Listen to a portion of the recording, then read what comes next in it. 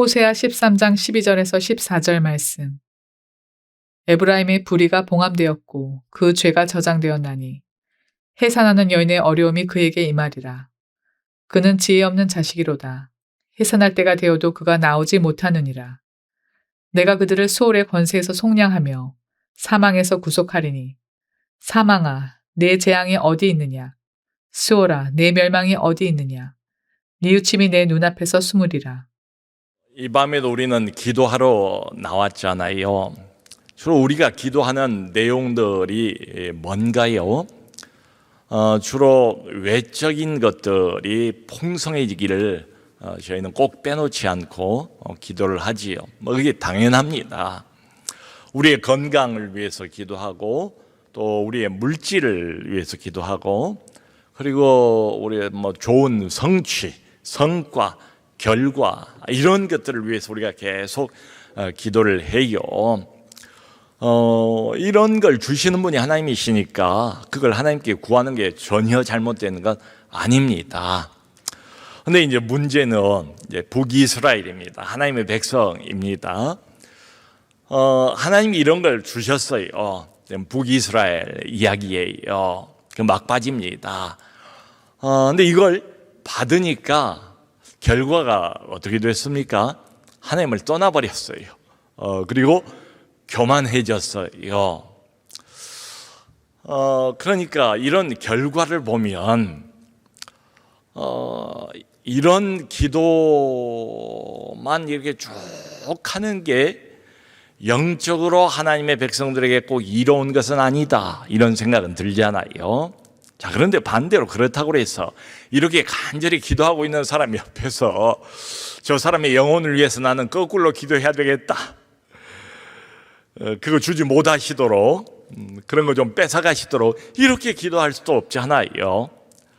이게 기도를 들으시는 하나님이 참 때때로 참 곤란하시겠다, 하나님도 입장이, 이런 생각도 해봐요. 그러니까 축복을 주면 하나님을 떠나버려요. 더 이상 하나님을 안 찾아요. 그렇다고 그대로 내버려 두자니 불쌍해서 또 못 보겠고 이러지도 저러지도 못해요. 이 하나님 마음이 종종 자기 자녀들을 보면서 이 두 갈래로 갈라지는 것 아닌가, 이런 생각도 들어요. 여러분, 우리도 우리 자녀들을 너무 아끼고 사랑하잖아요. 그렇기 때문에 웬만한 것은 아이들 다 저희가 받아주잖아요. 참잖아요. 부모가. 하나님도 마찬가지예요. 웬만하면 다 참아요. 그냥 넘어가요. 그런데 아이들이 도가 지나칠 때가 있지 않습니까? 그 도가 지나치면 못 참지요. 아이들을 위해서라도요. 우리 하나님도 마찬가지예요. 그래서 여기 12절을 보면 이런 말씀을 하세요. 에브라임의 불의가 봉함이 되었고 그들의 죄가 저장되었나니. 에브라임은 북이스라엘의 지파들 중에서 대표가 되는 지파입니다. 그러니까 에브라임은 곧 북이스라엘 전체를 말해요. 근데 에브라임의 불의가 봉함이 되었고 그들의 죄가 저장이 되었다는 거예요.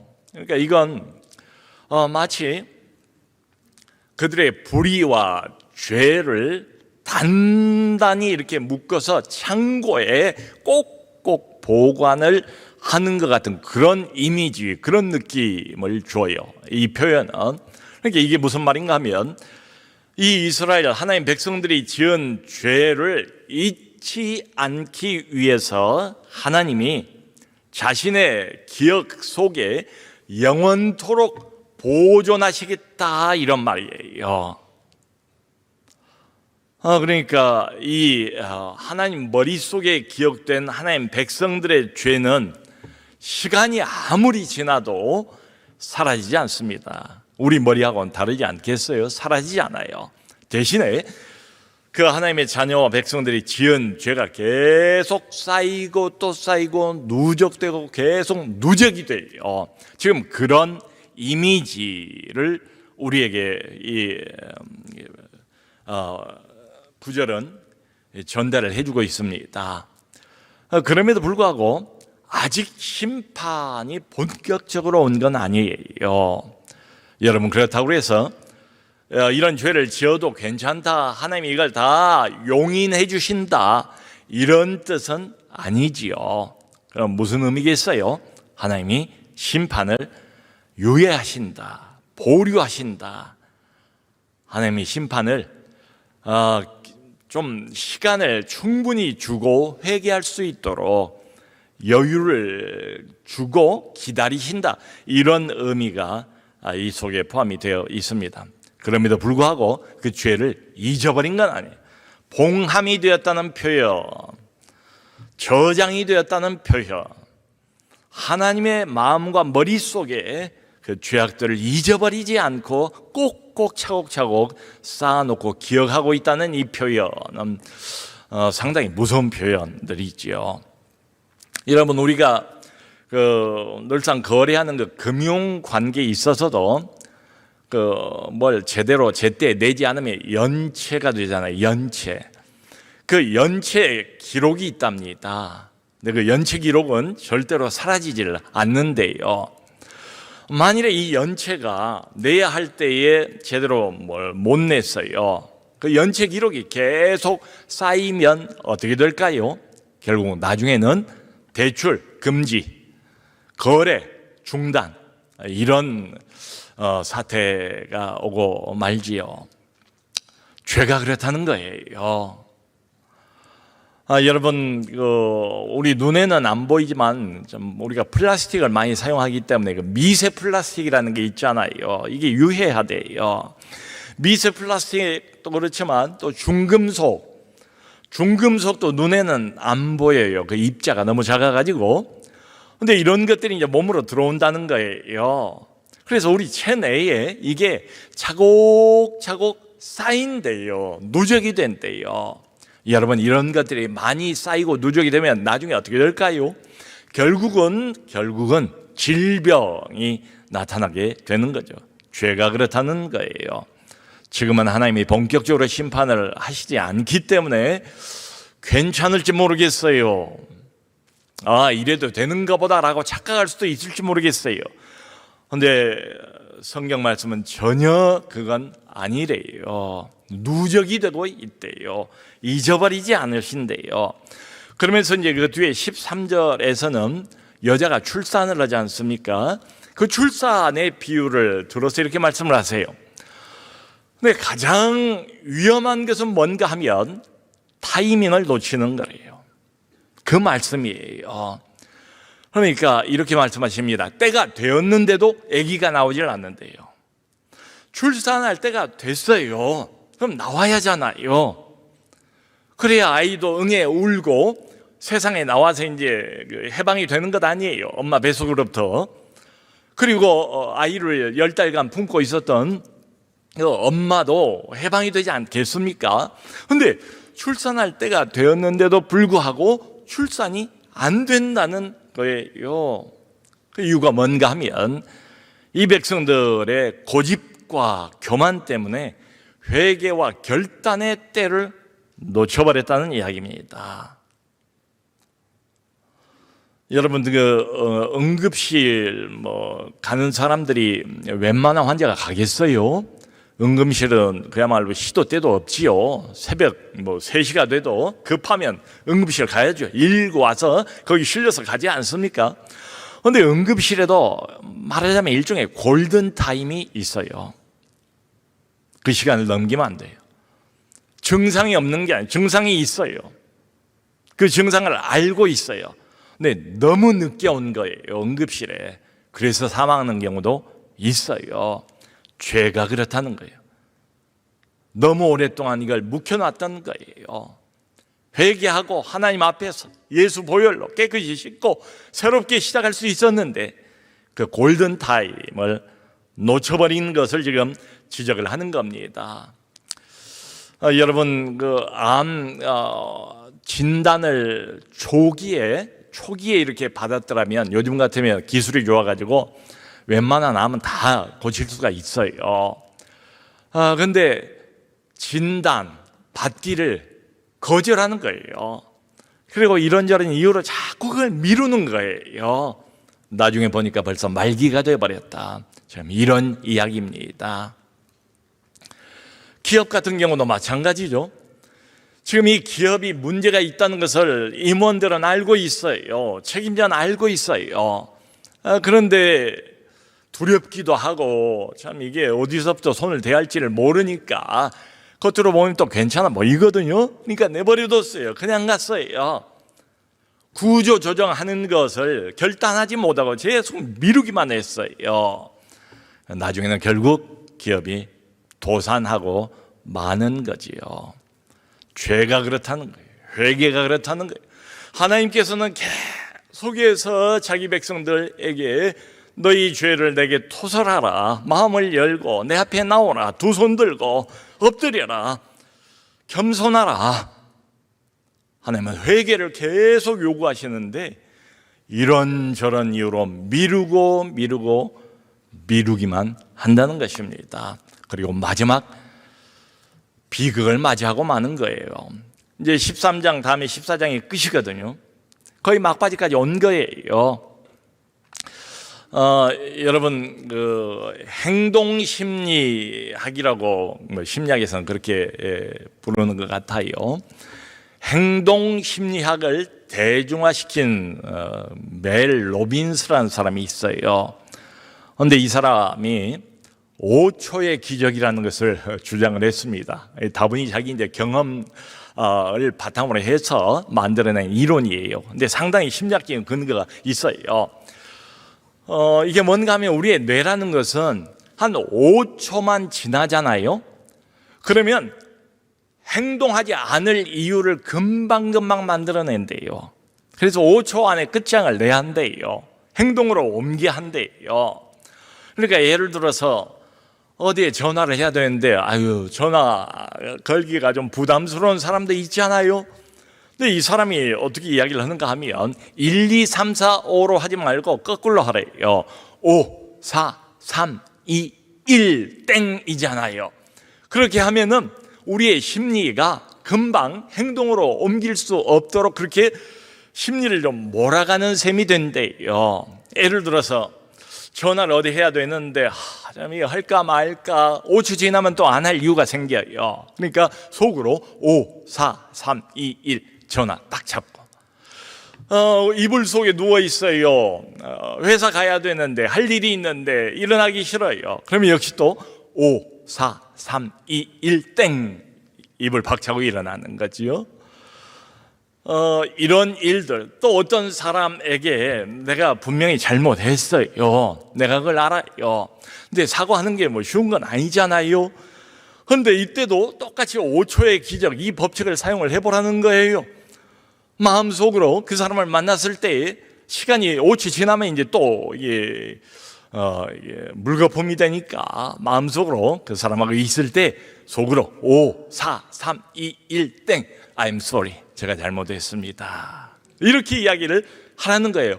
그런데 이 간단한 법칙을 적용을 하고 활용을 해서 인생이 바뀌는 사람들이 어마어마하게 많다는 거예요. 여러분 이게 뭘 의미하겠습니까?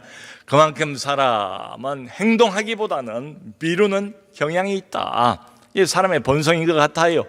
특별히 죄 그리고 회개를 자꾸 미루면 이 미루는 것도 버릇이 돼요. 습관이 돼요. 하나님이 사인을 주시면 성령의 감동을 주시면 그게 큰 죄든 작은 죄든 생각나게 하시면 바로 하나님께 아뢰고 잘못했습니다. 하나님 또 내가 실수했군요. 하나님 내가 이렇습니다. 하나님 도와주시고 지적해 주셔서 감사합니다. 내가 잘못할 때마다 성령님이 마음속에서 슬퍼하실 때마다 걱정하실 때마다 내게 하늘의 빛을 비춰주세요. 내 잘못을 보게 해주세요.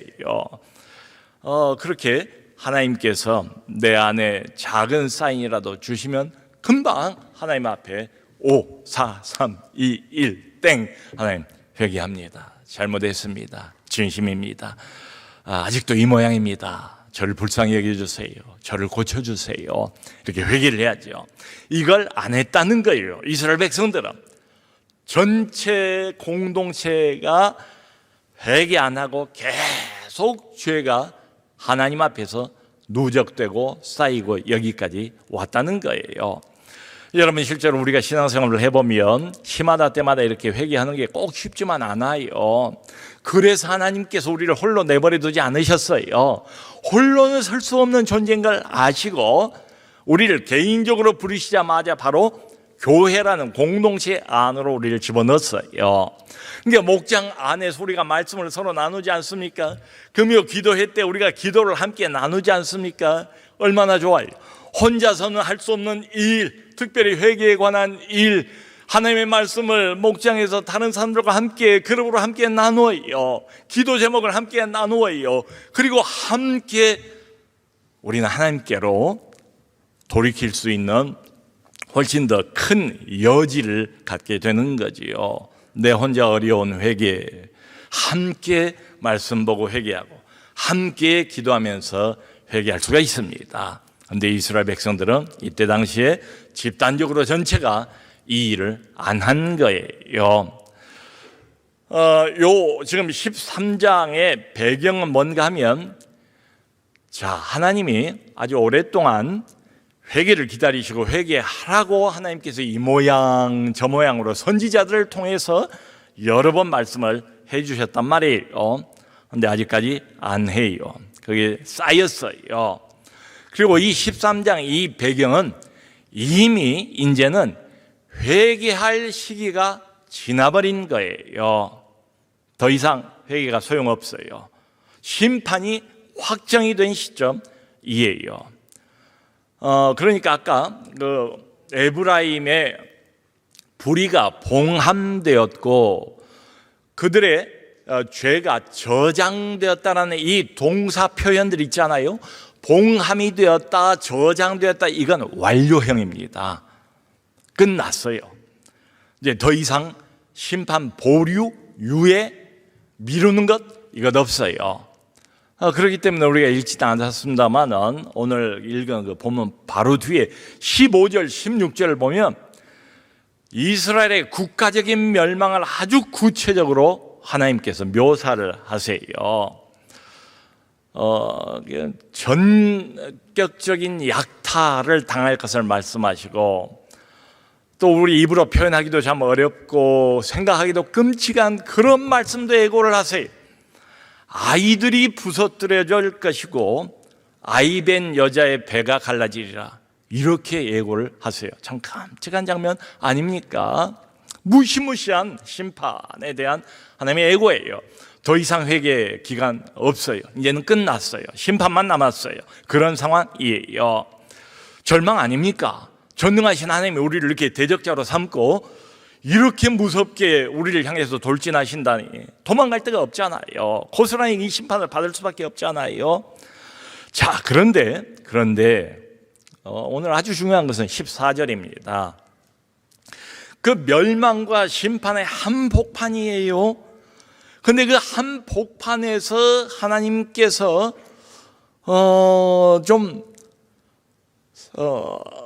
우리가 이해하기 어려운 말씀을 하세요. 그게 뭔가 하면, 사망아 너의 재앙이 어디 있느냐, 스오라 너의 멸망이 어디 있느냐, 이렇게 하나님께서 외치고 계세요. 지금 회개의 기간은 끝났어요. 심판밖에 없어요. 구체적으로 어떤 심판을 너희들이 받을 것인가까지도 구체적으로 지금 예고를 해놨어요.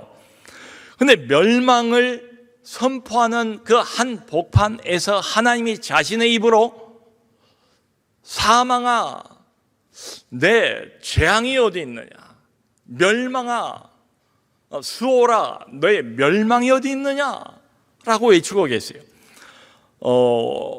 바로 이 구절을 고린도전서 15장에서 바울이 그대로 인용을 해서 부활을 입증하는 데 사용을 하고 있습니다. 여러분, 이 말은 이렇게 오해하면 곤란해요. 하나님께서 다시 상황을 뒤집어 주시려는가 보다, 그런 이야기가 아니에요. 국가적인 회복을 하나님께서 지금 암시하시는 거다니까 그런 이야기도 아니에요. 이스라엘은 결국 불과 몇십 년 뒤에 역사 안에서 멸망해버립니다. 다시 일어나지 못해요. 사라져버립니다. 그러니까 하나님이 정하신 그 심판을 되돌릴 수는 없어요. 그런데 하나님은 그 심판과 저주와 멸망의 한복판에서 마치 사망을 무슨 인격이나 사람이나 되는 것처럼 사망아 너의 재앙이 어디 있느냐. 스올은 이제 죽음의 세계를 말합니다. 무덤이라고 해도 좋아요. 무덤아 너의 멸망이 어디 있느냐라고 외치고 계세요.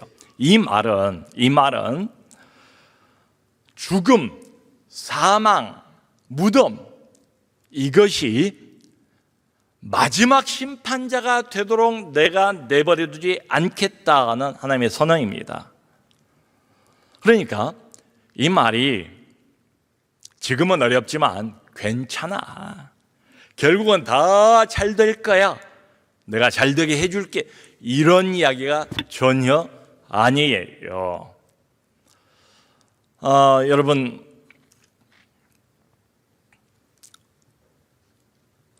하나님은 오랫동안 기다리셨습니다. 근데 이스라엘은 회개하지 않고 안 돌아왔어요. 하나님의 인내는 끝이 났습니다. 그래서 심판이 옵니다. 그 심판을 받습니다. 국가가 멸망합니다. 많은 사람들이 다 죽습니다. 생명을 잃어요. 그런 상황이에요.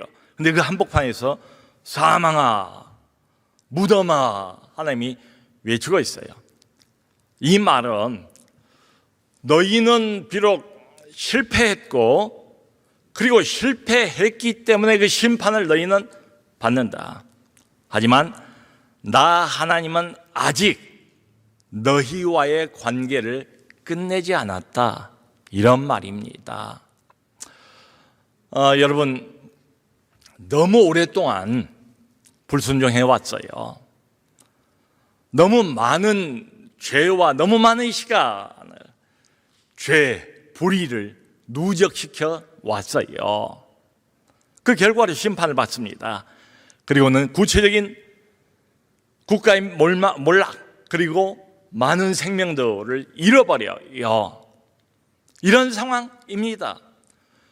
그럼에도 불구하고 하나님께서는 그것이 마지막이 아니래요. 너희들이 전적으로 버려진 건 아니래요. 좀 이상하게 느껴질 수도 있어요. 심판이 왔고 나라가 망하고 수많은 생명들이 비참하게 목숨을 잃어요. 그게 사실이에요. 현실로 곧 올 거예요. 그럼에도 불구하고 하나님이 하시는 말씀은 너희가 완전히 버려진 건 아니래요. 사망, 심판 이게 너희를 향한 마지막 단어는 아니래요. 지금 그 이야기입니다. 그러니까 매우 고통스러운 회개하지 않은 결과입니다. 죄가 누적된 결과예요. 하나님은 죄를 그냥 간과할 수는 없지 않습니까? 그 결과를 충분히 맛을 보는 거예요. 나라를 잃어버립니다. 그리고 내가 죽습니다. 죽어요. 비참하게 칼에 의해서. 그럼에도 불구하고 하나님과의 관계는 거기서 끝나는 게 아니래요. 그 소리입니다. 그러니까 멸망, 심판, 한복판이에요. 그 한복판에서 사망아 너의 재앙이 어디 있느냐. 스오라 너의 멸망이 어디 있느냐. 이렇게 외치는 거예요. 여러분 요 하나님의 선언은 영적으로 성공한 사람들을 향한 소리가 아니지요. 또 잠시 잠깐 하나님을 떠나고 타락이 할지라도 다시 하나님께로 회개하고 돌이켜서 회복된 사람을 향한 이야기도 아니에요. 지금 요 사망아 스오라 요 이야기를 귀를 활짝 열고 들어야 할 대상은 누군가 하면 그렇게 여러 번 회개를 하나님이 외쳤건만 기회를 주었건만 그 많은 회개의 기회를 다 놓쳐버린 사람들, 응급실에 골든타임을 맞춰버리고 놓쳐버리고 결국은 사망 선고를 받은 사람들, 심판의 저주와 고통을 고스란히 받고 있는 하나님의 백성들이 대상입니다. 그러니까 심판받고 멸망당하는 하나님의 백성들, 그러면서도 여전히 하나님께 속해 있는 사람들을 향한 우리 하나님의 마지막 선언이에요. 여러분, 이게 대단히 중요한 내용이라고 생각을 해요. 왜냐하면 우리도 그렇잖아요. 돌이킬 수 없는 실패 같은 게 있어요. 돌이킬 수 없어요. 그러기에 너무 늦었다 생각이 돼요. 돌이킬 수 없는 실패 있잖아요. 그리고 꼭 하나님의 심판처럼 보이는 고통스러운 결과들, 이런 게 있거든요. 그런 게 있어요. 그런 와중에서 하나님은 지금 이렇게 말씀을 하시는 겁니다. 그러나 죽음조차도 나와의 관계를 끝내지 못한다. 그 선언이에요. 사망아, 수호라. 그 선언은 심판당에 마땅해요. 심판하셨어요. 생명까지 잃었어요. 그럼에도 불구하고 사망아, 수호라. 죽음조차도 나와의 관계를 결코 끝내지 못한다는 하나님의 선언입니다. 여러분, 우리가 이런 상황에서는 현실을 아무리 예를 써도 되돌릴 수는 없어요. 그런데 그 와중에도 심판 한복판에서도 멸망 한가운데에서도 죽음 이후에 부활이 있다는 것을 기억하라, 이런 말도 돼요. 예수께서 꼭 이 순서를 따르시지 않았습니까? 그분이 심판을 받으셨잖아요. 그리고 그 심판에 의해서 십자가에서 죽으셨잖아요. 그리고는 그게 끝이 아니잖아요. 사흘 만에 보란듯이 무덤을 깨치고 그분이 죽음을 이기고 살아나셨잖아요. 우리도 그 순서대로 하나님께서 우리를 그렇게 대할 거라는 거 아닙니까? 그러니까 우리가 잘못했어요. 그러니까 그 잘못 때문에, 우리의 죄 때문에, 누적된 죄 때문에, 봉함된 그 불의 때문에, 하나님이 잊지 않고 기억하는 그 죄 때문에 우리도 심판을 당할 수도 있고 멸망을 당할 수도 있을 거예요. 근데 너와의 관계를 여기서 끝내지는 않겠다라는 하나님의 선언입니다. 결국은 부활을 통해서 모든 심판과 저주와 죽음을 이기고 승리하게 하겠다라는 하나님의 선언이에요. 여러분, 우리가 뭐가 잘해서가 아니고요, 우리가 하나님 앞에 이쁜 짓을 보여서가 아니고요, 심판받아 마땅할 소위 하나님의 백성, 하나님의 자녀들, 이쁜 구석이라고는 아무것도 없고, 틈만 나면 세상 바라보고, 틈만 나면 교만하고, 틈만 나면 하나님께 등 돌리고, 하나님의 음성에는 도무지 귀를 기울일 줄 모르는, 강팍하기가 이루 말할 수 없는 하나님의 백성들, 교회 나오는 것만 빼고는 세상 어둠과 도무지 차이가 안 되는 그런 하나님의 백성들. 그럼에도 불구하고 그래서 심판을 당해요. 그래서 멸망을 당해요. 그 생명을 잃어 죽음이 왔어요. 그럼에도 불구하고 죽음 이후까지라도 쫓아가서 그들을 놓치지 않고 붙드시는 하나님의 언약적인 사랑.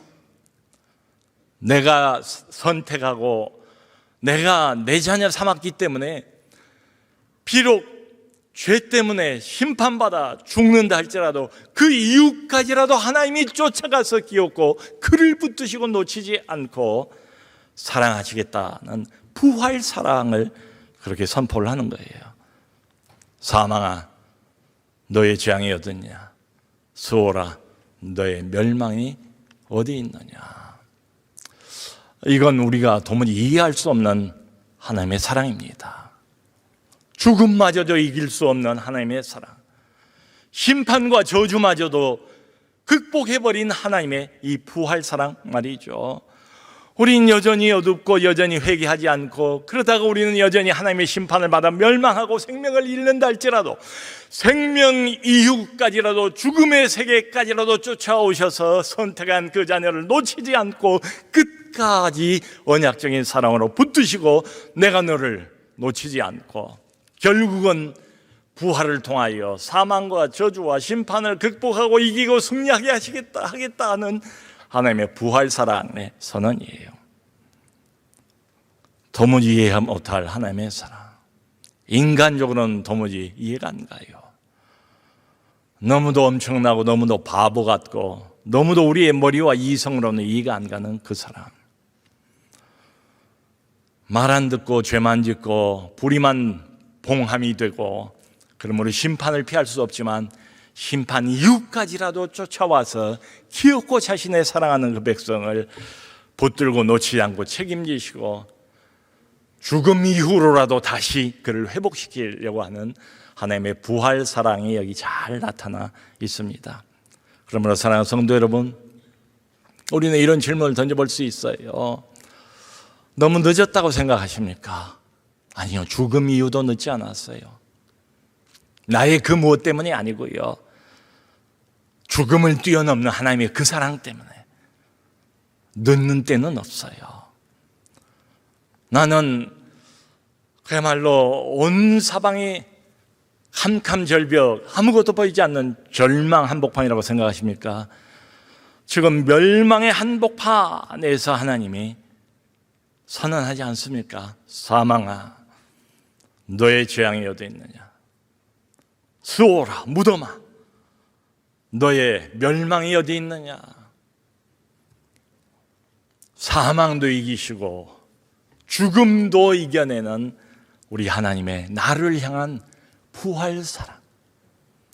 자식이 미우니까, 저대로는 안 되니까 매는 때리고 버릇은 세우고, 그럼에도 불구하고 끝까지 놓치지 않고 울면서 심판 이후까지라도 나를 찾아오시고 나를 쫓아오셔서 내 심령을 붙들고 예수의 보혈로 다시 깨끗게 하시고 부활로 죽음을 이기게 하시는 그 사랑을 의미합니다.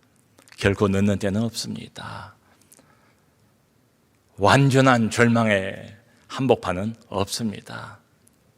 죽음과 사망을 이겨내시는 우리 하나님의 부활 사랑이 우리에게 있기 때문입니다. 모쪼록 그 사랑을 기억하시고 어려움을 극복하는 우리 모두가 될 수 있기를 주님의 이름으로 축원합니다.